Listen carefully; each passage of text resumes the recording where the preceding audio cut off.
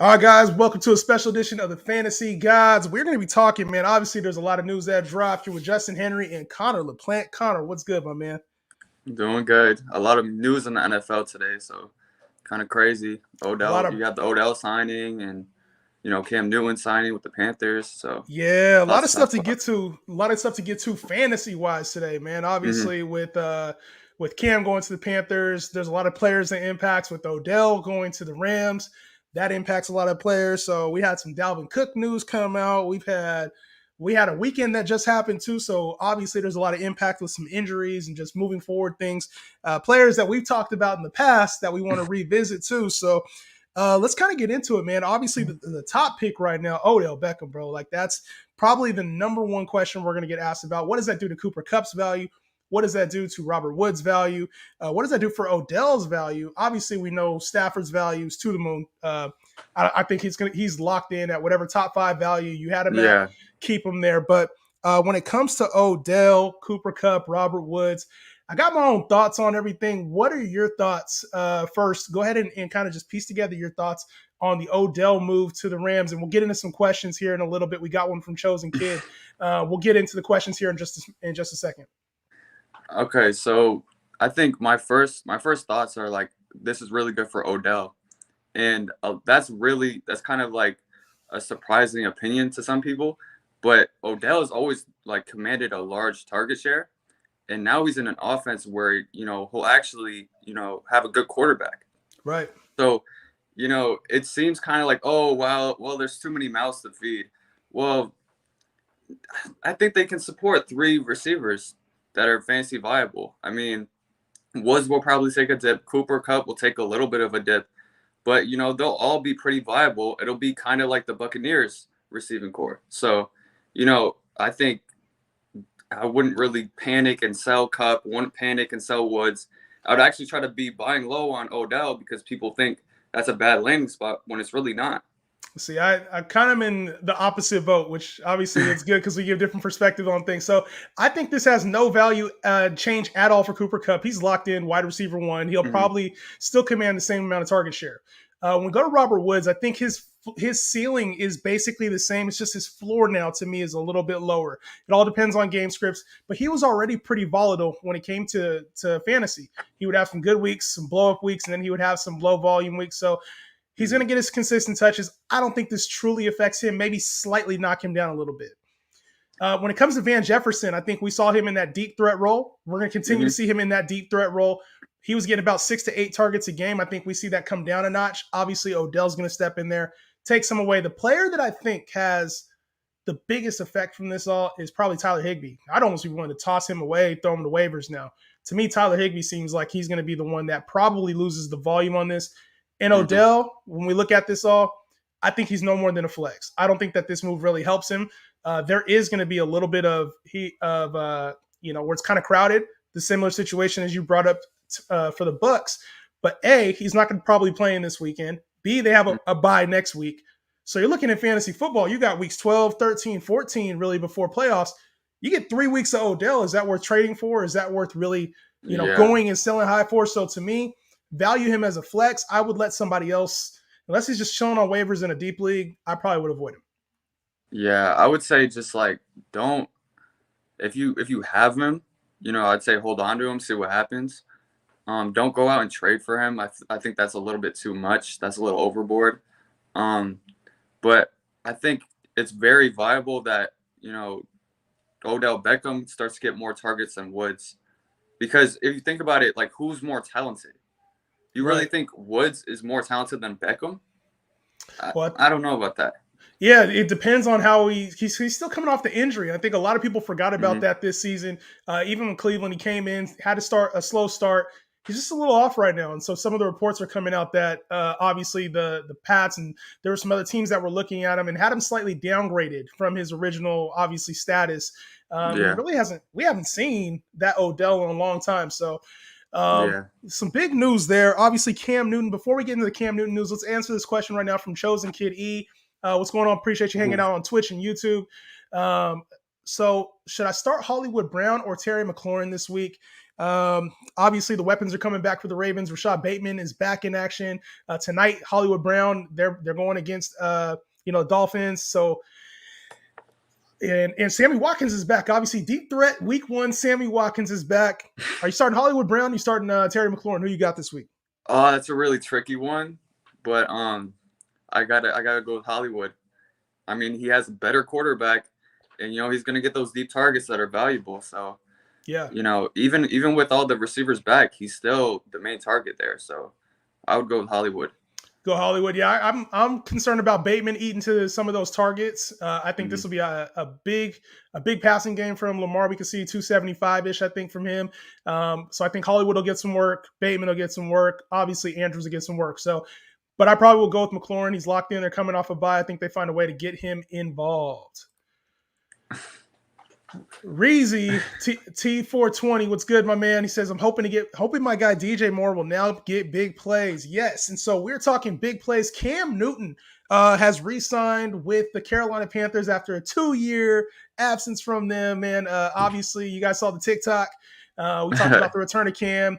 I like this move as a fantasy fan. I think in super flex leagues, deeper leagues, this is somebody you can look at with a lot of weapons around him. We haven't seen Cam Newton with this many weapons around him in a while.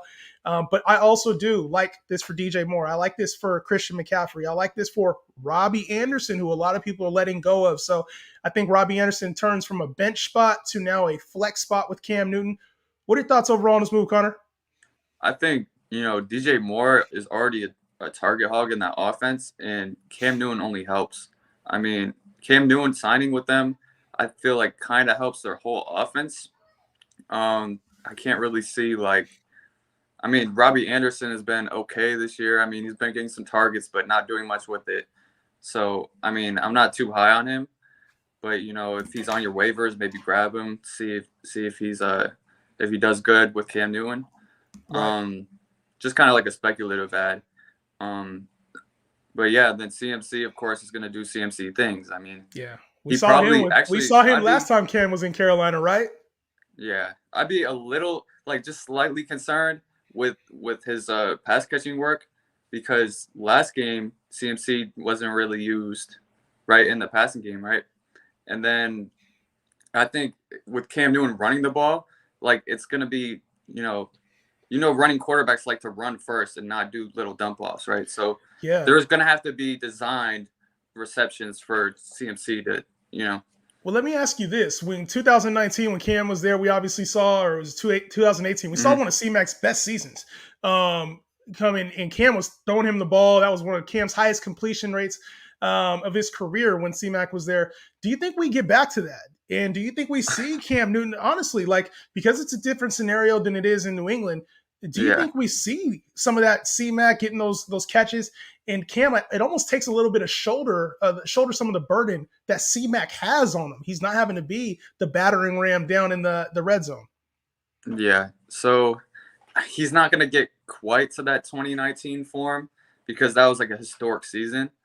And at the time, he was basically the only one there. There was not many weapons there at all. But now I don't know if DJ Moore was a rookie that year. Yeah, he was there. Yeah, so I mean, now he's developed a little bit. He's more in the offense now, so it's going to be a little bit different than 2019, of course. But he's still going to be top running back. He's RB1 probably the rest of the season, as long as he stays healthy. Yeah, it's between him, and we'll go into some others later that I like RB1 status. They're asking, Dexter from YouTube is asking, will Cam Newton play this Sunday? And no, PJ Walker is in. He is confirmed the starter. They mentioned that already. So they're going to give Cam a chance to get up to speed. He'll probably be the emergency number 2 quarterback, but don't plan on starting Cam Newton this week. That will be a next week thing for the Redskins if he gets over, or for the football team, excuse me. And the matchup against Ron Rivera, a little revenge game there, potentially on deck. We also talked about injuries, man. There were some injuries. Obviously, Chase Edmonds got hurt last week. The return of Russell Wilson this week. So TK Miley's asking, should I start Chris Carson at my flex? If he's taken off of IR, another player coming off of injury for that Seattle team over Keenan Allen. And to me, this is an automatic no. You're rocking with Keenan Allen, rocking with the healthy guy who's getting a lot of uptick in targets right now. I think you got to go with Keenan. Yeah, I agree. And Chris Carson is interesting though because he's gonna get that workhorse role. Um, it's just who you think's gonna score the touchdown. I mean, at the end of the day, like, I mean, I'm kind of worried long term about Chris Carson if he'll stay healthy. I know he's just coming back, but like, his injury is pretty serious. So I Right. think, it's kind of risky, but you might even want to just, I don't know, throw in Carson if you think he's going to score. And you also have to think about Russell Wilson. Russell Wilson is coming off an injury too. Yes. You don't know like what their game plan is going to be.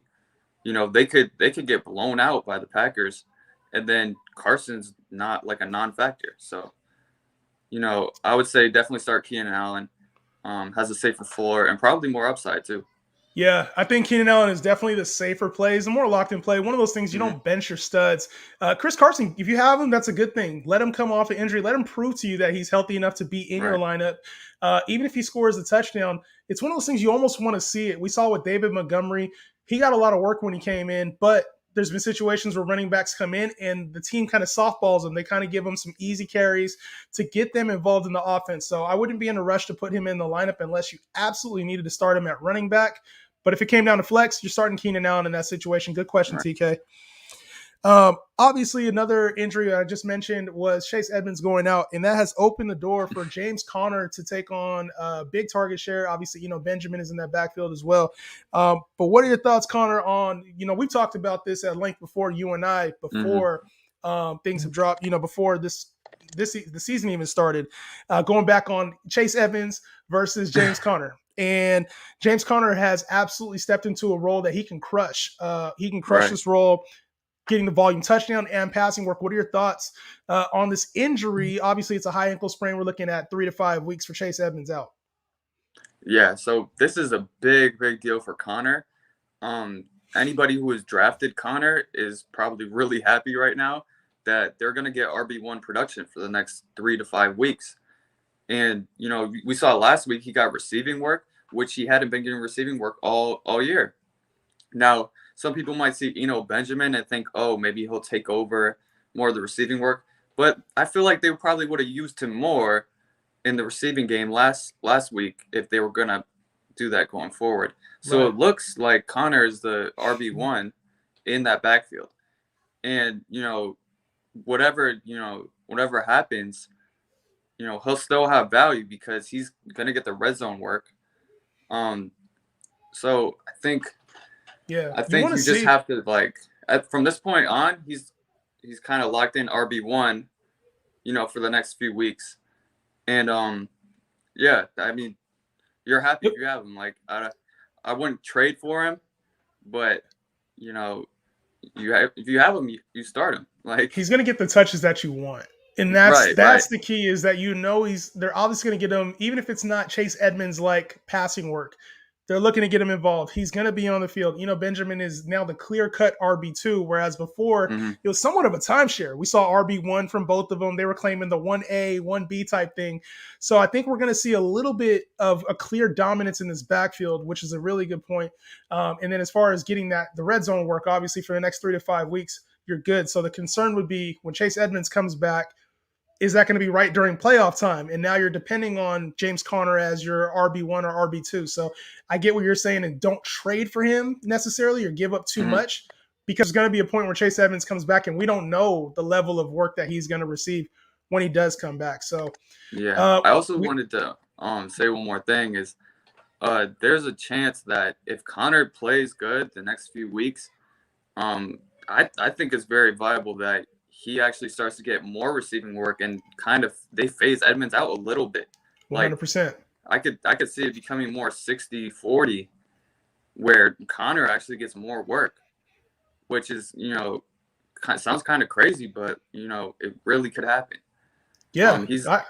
He'll show it with his talent on the field. So, and coaches tend to give players more volume if they're producing. So, right. Well, we've seen him in that role in Pittsburgh. And so obviously it's about staying healthy for him. And we'll see how his body holds up over this 3-5 weeks of taking on that RB1 type role, because obviously they signed him to be that backup running back or to be the accent running back in a timeshare. Yeah. So we'll see, man. We'll see how it goes but if you have him right now, start him, fire him up, put him in your lineups. I think you got good production there. Question in from YouTube, Les is asking about Javonte Williams for the rest of the year. And this is really an upside play, man. You got to hold on to him. You're hoping for some type of role reduction with Melvin Gordon, whether it's the Broncos record starting to get a little bit worse, maybe an injury of some sort. You're not hoping for that, obviously. But if an injury happens, that's when Javonte's value, or they're just like, hey, we're going with the youth movement. Our record sucks. Javonte Williams is going in. I love the way this kid runs. I think that he's going to be a future stud back here in the league for us, a future RB1 at some point. What are your thoughts on Javonte Williams for the rest of the season? It reminds me kind of sort of Jonathan Taylor last year, where it was a really, really slow start. Yeah. And didn't really, pop off till towards the end of the year. But if you think about it, he kind of won you your league if you Right. had him towards the end of the year. Not to say that Javonte Williams will happen to him too, and he'll start to get more work, because it is a timeshare with Melvin Gordon, and Melvin Gordon's shown that he can still do it, and he's not, Right. he's not dust, so he can still put up numbers. So, it's kind of tricky. You got to hold on to him though, because the upside is tremendous. If anything were to happen to Melvin Gordon, you just have to. And it's not like he's not getting solid work now. I mean, he's startable. Probably Right. upside is a little bit limited, but you hold on to him. I mean, and just try to be optimistic about what could happen. You know who this reminds me a lot of? It reminds me a lot of Cam Akers, bro. It reminds me of the Cam Akers setup and just how everybody was waiting on him, wanted to drop him at some points, but now he's fantasy relevant in the playoffs. So I kind of have that feeling about Javonte Williams coming in for the rest of the year. I wouldn't say I'm crowning him as an RB1 in those weeks, but he has the upside to be a league winner if he's just stashed on your bench. So I wouldn't be in a rush to get rid of him, especially with how thin the running back position is this season. Another question from YouTube from TK asking, should I trade D-Hop for Deontay Johnson and David Montgomery? I need better running backs. I have Chase Edmonds, Chris Carson, and Eli Mitchell. For my receivers, I have Pittman, D-Hop, Cooks, and Allen. So it's a classic case of maybe a slight downgrade, but add an additional piece. I love this deal, and I'm a big D-Hop supporter. Yeah, I think I'm kind of iffy on this deal because, I prefer to have a lot of receiver depth. And he has Pittman, he has D-Hop, Cooks, Allen. If you really at running back Carson, I'm not sure I trust him to stay healthy. So I would be hesitant to do this, but I'd probably still do it just to get that workhorse running back in Montgomery. It also depends on your league settings. Yeah. If you're in full PPR, I'm less likely to do this trade. But if you're in standard, I'm more likely because it's more reliant on touchdowns in standard. But yeah, I would say. So you have D-Hop that much higher than Deontay Johnson at this point? I think both of them are startable receivers. Both of them are receiver ones in their offense. I mean, they're both getting value. You're gonna get valuable touches going forward. So it's kind of tough to get rid of them. If you could start D-Hop, Deontay Johnson, and Pittman, I'm happy with that. But at the same time, he has Cooks and Keenan Allen, I'm guessing. Yeah. So he's kind of fine at receiver. I mean, you can only start so many. So yeah, I'd probably do that trade. Yeah, I think Montgomery it's a good look. A little boost with Fields being really good. He looked really good, actually. He looks good, man. I like Montgomery coming in there and kind of taking on a good role, especially with Carson and Chase being, kind of injured right now. Eli Mitchell's really the only strong running back. I like this move, man. This seems like a secure get yourself in the playoffs type move. And if D-Hop obviously is kind of banged up too, so you're probably trading him away to a higher seed. I like that move. Our guy Dan, what's good, Dan? He said, speaking of Taylor, why is he the best running back in the league? And man, he's running like it. He's running like it. I cannot hate. Our boy Dan called this one mid-July. Jonathan Taylor, number one running back, man. Connor, what's your thoughts on JT, bro? Is he for real, or is this just outproducing his role right now? I think it's real, man. I mean, he's getting it's real. Like he's getting red zone work. He's getting a little bit of receiving work. He's the real deal. He's a workhorse back. Everything you would want in a fantasy back. Yeah. I could really, if he was the RB1 next year, like overall, I wouldn't be surprised. Yeah. That's It's facts. as simple as that. There's not much to say about it. I mean, he's a stud. He's balling. Jonathan Taylor is balling right now, man. One of the not surprises, I think, for those who are kind of analytical based. I think this has kind of been, you knew the college profile coming out. You saw the end of the season last year. So a lot of people just doubting the talent. And now our guy Dan has been on Jonathan Taylor. I think we see a big monster second half from him this season as well. Dexter is asking Cards versus Panthers this weekend, probably talking just a little bit of who we think is going to win. And this is a tough one to call because PJ Walker is going to be starting. And obviously we don't know the status of DeAndre Hopkins and Kyler Murray. They're trending towards playing, but we don't know if that's a finite thing. I think the Cardinals smash the Panthers this week. And even with the defense, I think Panthers defense will step up. But if Kyler plays and D-Hop plays, I think the Cards roll. Yeah, I think the Cardinals win that game too, especially if Kyler's playing. Like, they won. Like, yeah, it's not that close to me. There you go. Next question from Reezy2420. You guys keep the questions coming. We got a couple other topics we're going to get to, but for the most part, we'll be answering you guys' questions today, getting you some insight. We got a few more minutes here on the chat. So if you guys have anything you want to ask, anything that you want for your fantasy lineups, add drop questions with the news. We talked about Cam Newton and Odell Beckham today. Let us know. This trade right here coming in from Reezy T420. Chris Carson for Darrell Williams and Peoples-Jones. Should I hold out or trade away Carson? Been searching for a new running back. I don't really like this deal at all. I think Darrell Williams is going to get phased out once CEH comes back. And Peoples-Jones is good. I think you're getting good upside. But Chris Carson's going to be locked in his role in a couple weeks. Yeah, I'd hold Chris Carson.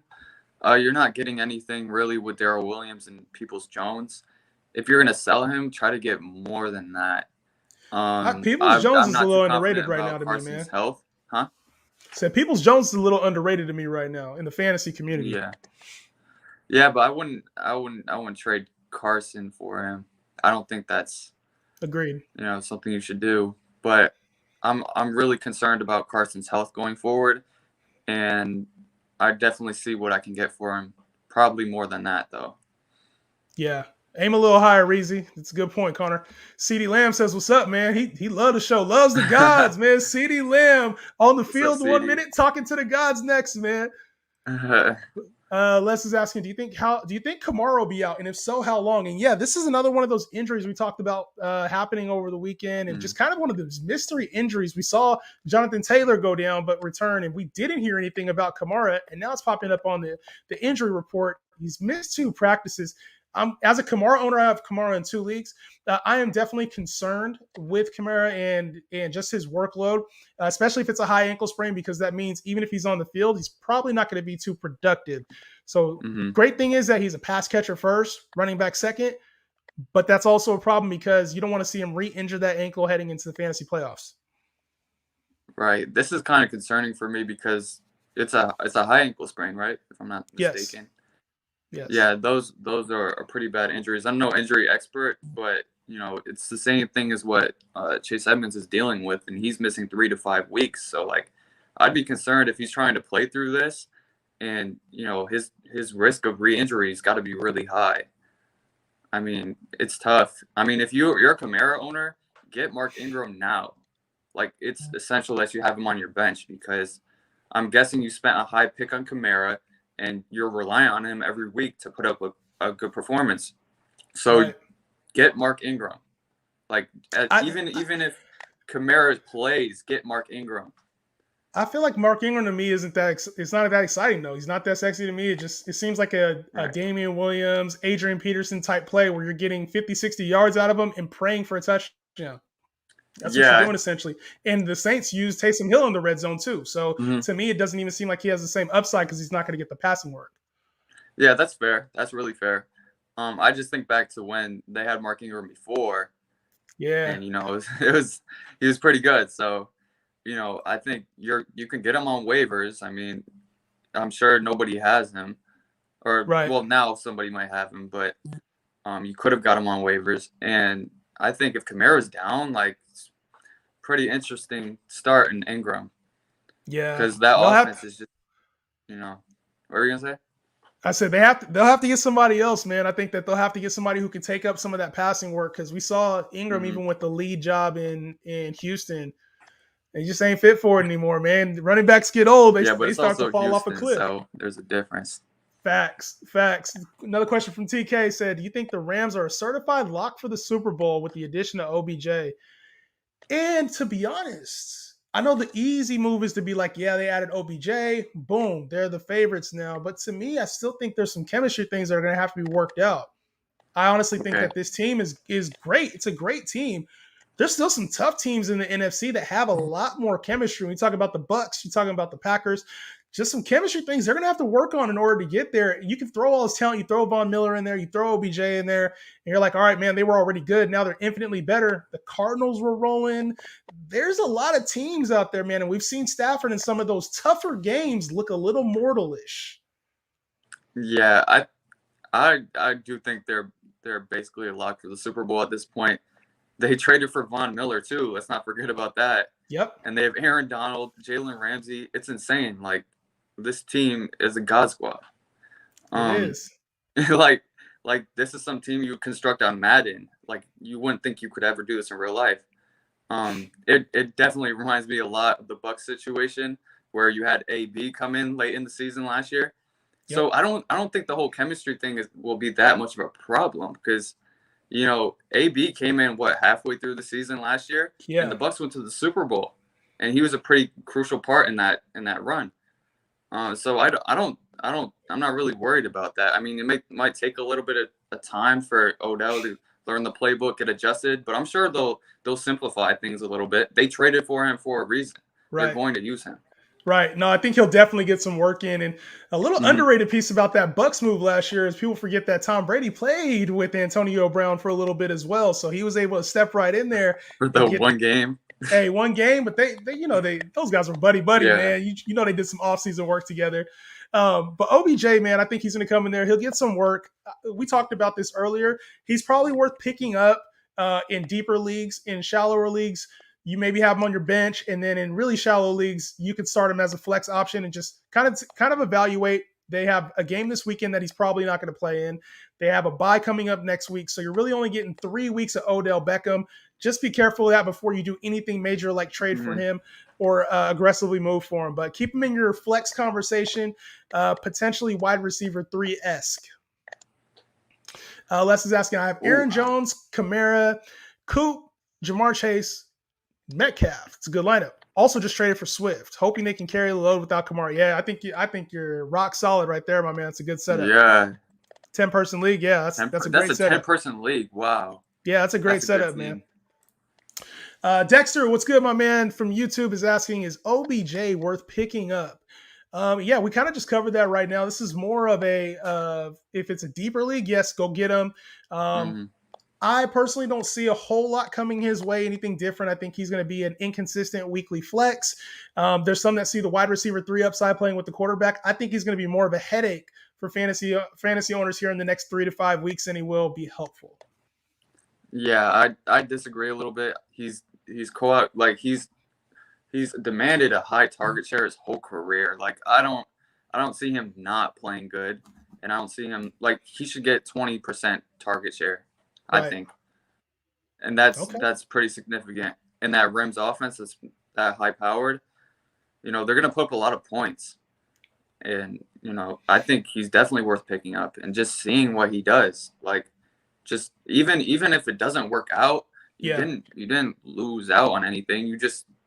Fantasy football is about upside, and you want to maximize your upside on your team. And if Odell has this type of upside, we've seen him be good before. He's tenured. Yes, so I would pick him up, put him on my bench, unless you have a super shallow bench and you can't drop anybody. I would pick him up and just see what happens. Crazy move. I did Robbie Anderson, and I dropped Odell in one league, picked up Robbie Anderson in another. The same. To me, Robbie Anderson's upside is a little bit higher, man. I just think he immediately is better. I don't know about that. Hey, could be a bad move. I just don't see it with Odell, man. Final thoughts before we head off, man. We got to talk about something very important. We always talk about in any conversation involving Connor and myself, and that is the enigma that is Mike Davis versus C Pat. And we have to revisit this. Have you finally given up on Mike Trash Davis, bro? I don't hate the man. I just hate his fantasy production. Okay, so I first want to get out of the way that Mike Davis, by any means, as an NFL running back, isn't really trash. The Atlanta Falcons' O-line their O-line is terrible. If you look at yards before contact, Patterson and Davis are at the bottom of the league. What's Patterson do with the touches? What do they do with the touches, my man? What do you mean? C-Pat with his touches is doing a lot more work than Mike Davis with his touches, seeing 3.2 yards per carry. We've seen the ugliness that's Mike Davis's numbers. It's literally a matter of it just didn't work out. Like I mean when a player gets a touch, you know, there's a lot of variables into what happens on that play. If the defenders are in the backfield practically before the ball is snapped, like what is Mike Davis going to do? Like, yeah. And you also have to look at this is a stat on Mike Davis where he I think it was last week, so this isn't fully updated, but Mike Davis is number 1 in forced broken tackles per reception. Bro, that can't be on right. passes he's caught, he's number 1 in broken tackles. That can't be right because his broken tackles. It is right. You can look at it on Pro Football Reference right now. What about yards after broken tackles? Because that number has to be complete shit then. Because the way he produces, bro, he might just be breaking tackles and not going nowhere. It's not. And if you look at forced tackles missed, right, while running the ball, you know, he's middle of the pack, middle of the league. So, I don't think he's a bad running back. I think the situation is it's terrible. Like, there's not much he can do to change that fact.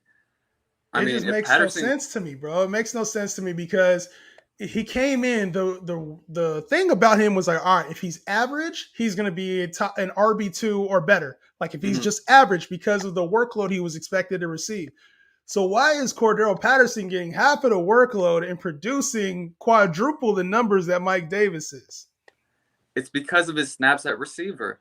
It's as simple as that. Patterson isn't really doing much as a running back.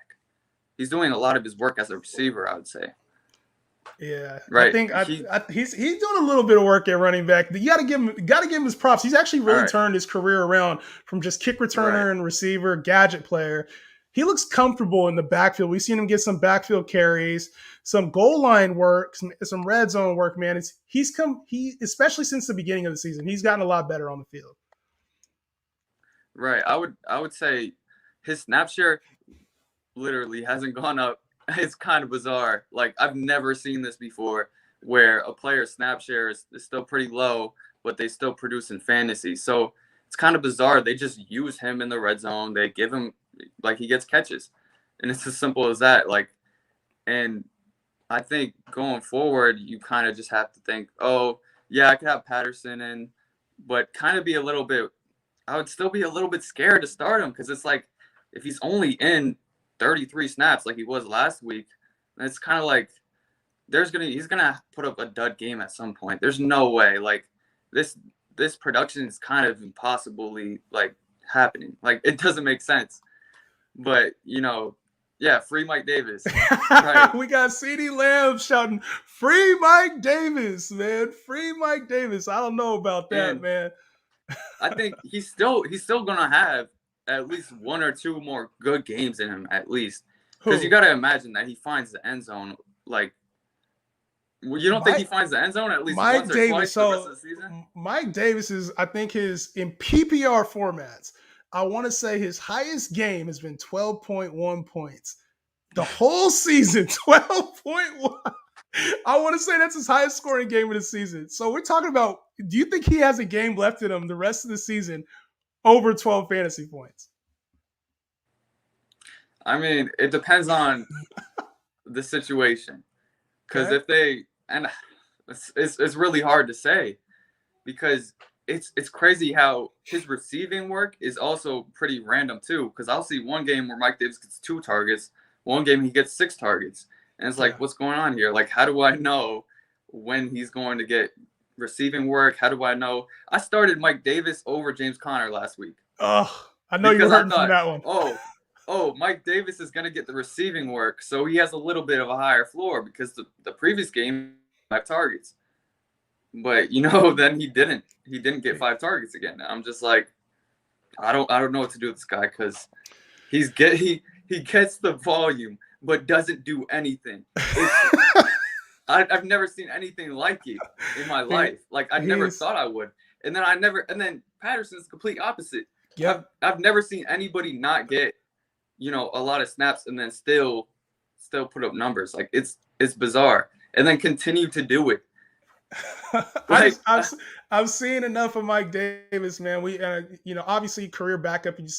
The longer you played this game, you see that the reason why teams sign players, or the reason why players, like, it's hard to find non-talented players in good spots. And I think that's what we've seen so far out of this is he's just not talented in a good spot, man. And CeeDee Lamb's agreeing with us, man. It's sad. It's sad to see. I don't agree with like the whole. Even if you have the argument, oh, he's not talented. I don't really subscribe to that at running back being untalented like really affects their fantasy points. There's plenty of. I wouldn't say Darrell Henderson is the most talented running back out there, but he's in a system, in a scheme that is good for fantasy. It's as simple as that. I mean, James Conner, a lot of people were saying was trash. Yeah. But then he had a 40-point performance last week. Whoa, all of a sudden he's not trash? Yeah. No, it's literally situation. It's pretty much all that matters. A lot of the situation, except for when it comes to Mike Davis. Except for when it comes to Mike Davis, man. It's just, I sent you a video, I don't know if you watched it, about it was Josh Hermsmeyer actually going over his buy low model for DFS using air yards. Yeah. And he was talking about how always Kelvin Benjamin used to show up in his buy low model because Kelvin Benjamin would always get targets, would always get air yards, but then never produce. And he jokingly was like, he ended up just redacting Kelvin Benjamin's name from the model because it was just like he kept on showing up but then not doing anything.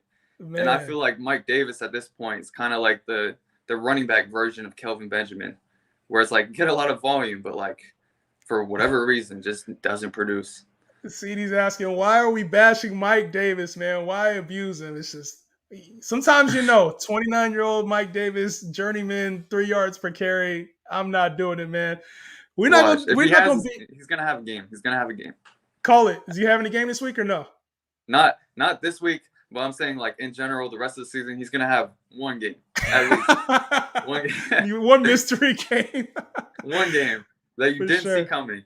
Well, Connor, we'll have to get you back on again very soon, my man. Always good tapping in with you. Make sure you're following the Fantasy Gawds on all formats. We have a pool. If you're not in our Pick'em pool right now and you're watching, head over to the bio, the link in our bio. Get in the free pool. You can win over $100 in there. We got a lot of entrants in there, so make sure you get in there. Get your lineups in. It's starting this week, week 10. So, hey, we tapping off. Good conversation as always, and we'll revisit the CPAT versus Mike Davis combo. All right, Connor. All right, see you.